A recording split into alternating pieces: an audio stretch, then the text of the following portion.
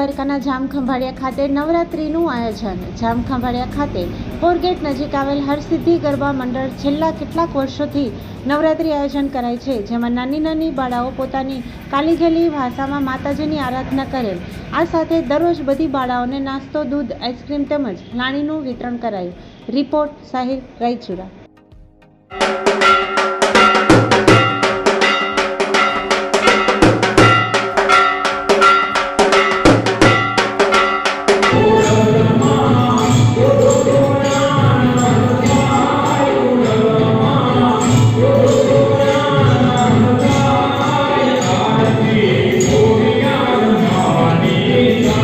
भगवती माँ गढ़ पावा वाली हमारे तो माँ तारी मेहरबानी। भगवती माँ गढ़ पावा वाली हमारे तो माँ तारी मेहरबानी।